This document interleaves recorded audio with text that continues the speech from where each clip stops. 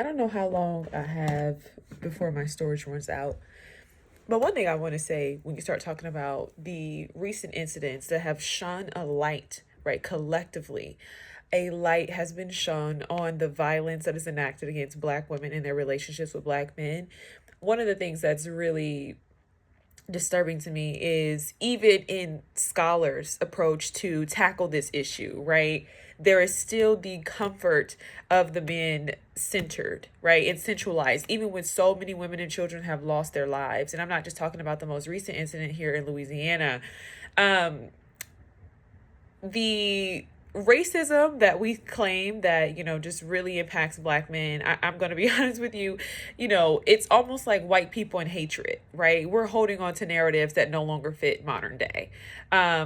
Men are struggling in the workforce, all these different things, because they don't want to work. And it's just that simple. In American society, you don't really have many options. I know we like to think of America as patriarchal, and it's this and it's that and it's woo woo woo.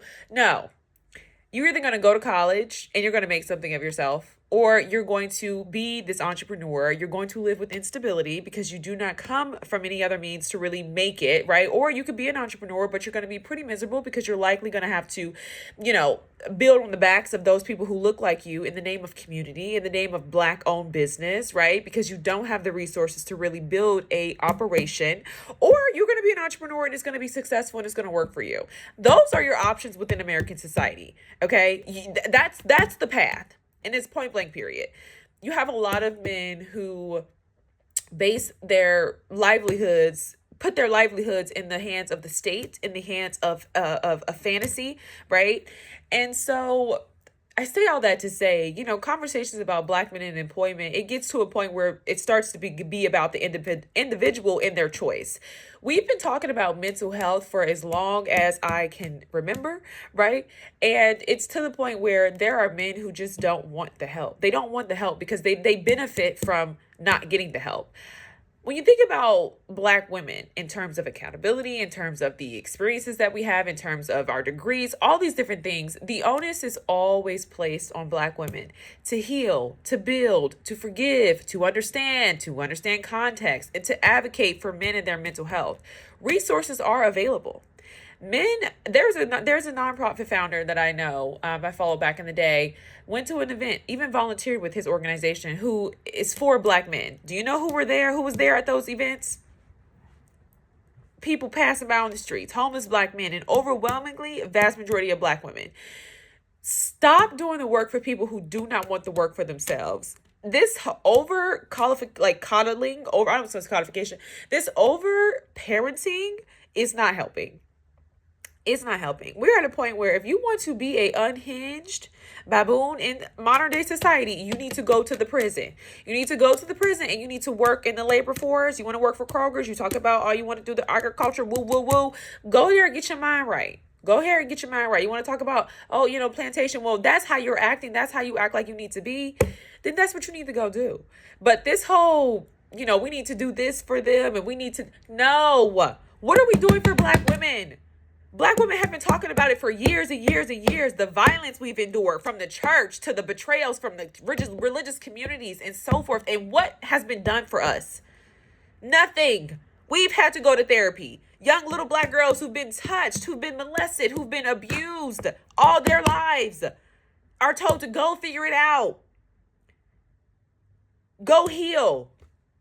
Go forgive. Go understand. Go learn to articulate the pain and the quote unquote bitterness. And Black men can't do the same? Do you not understand the narratives that we are arguing against? And this type of codification, all this is doing is setting this onus and this precedent that has been continuous that says Black men are mentally incapable, that these men are so fundamentally incompetent that they have no self-regard. They have no self-regard. They can't figure it out even if they tried. And then when you leave it at the hands of the state, we want to say, woo, woo, woo, it's America, it's racism. No! If you are somebody who fundamentally cannot take care of yourself, you have no sense of self-control, no sense of real agency in your life, yes, you're going to be at the hands of the state. This is American society. We have to take a step back and learn the customs, okay? We overly prioritize why men are violent. does not matter why he's violent. It does not matter if he's black, white, Asian. He's violent. It is what it is. Okay? It is what it is. And if people in a community are violent towards the women within those communities, right? The women and children within those communities, and they get away with it. And there's this, somber that we feel for these men and their quote unquote mental health, living in a society with so many resources, right? They're not going to change. There's not going to be any incentive to make a difference. Even in listening to NPR Code Switch, listening to the scholar who was talking about black men and masculinity, it's always this thing of, well, we just got to be more patient.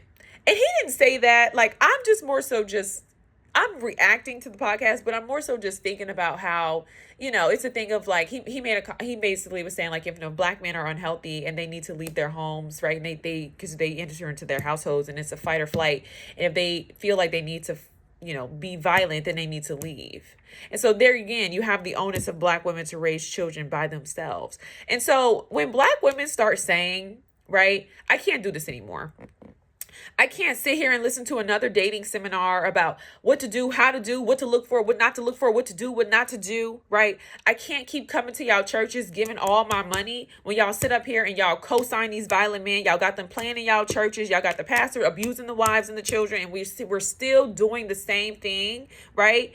When black women say, I can no longer sit here and justify you not being somebody who is competent, like I can't keep making excuses for it, then you wonder why women are like, I'm done with this, right? Because it's been too much. It's too much. It's too much on one person just to be in a relationship.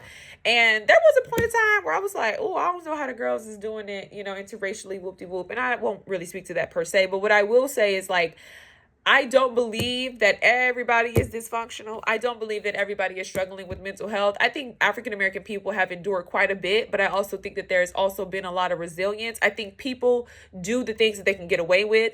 It's like a criminal, right? If you can get away with something, you're going to continue to do that. I'm not acconing black men to being criminals, right? I'm not necessarily drawing a parallel there, but what I am saying is that you're going to do what you're going to do until you can get away with it. If you have no one to be accountable for in your life, yes, you are absolutely going to eventually be accountable to the state. And that is just the reality. That is just the reality, right? It gets to a point where it's like we have to let people make their own choices. And when people make choices, we have to hand them over, right? No more prayers. I personally don't want to, I'm not invested in black men and mental health because black men have never been invested in the mental health and well-being of black women.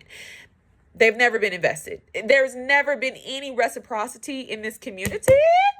Right, in regards to black men and their mental health and their advocacy for black women and children. There has never been that. There's never will be that. What are we doing here? Right. And this is what we talk about. We talk about advocacy needing a reform. This is not about a women's movement. This is not about feminism. Right. I know a lot of people are going to really try to wrap their head around this because all they know is black women advocating for black men. All they know is, oh, we have a mental health crisis. No. People who do not work, people who do not have self-esteem, people who do not have a sense of self-accomplishment, people who are incompetent, cannot articulate themselves, cannot express themselves, are not going to be people who are going to be healthy to be in community and partnership intimately with other individuals. Okay? People who have never been raised are not going to be people. And we have to start looking at it this way because this overgeneralization, this commodification, these accommodations that we're constantly making for individuals who harm other people is not the answer. When you grow, you have a responsibility for yourself. You need to go and get you one of them emotional wheels. It's all the emotions on there. You need to get you a dictionary and you need to sit and learn. What am I feeling today? Am I feeling empathetic? You want to keep y'all, and this is the thing, you get mad when, conservatives, and I'm not even a conservative,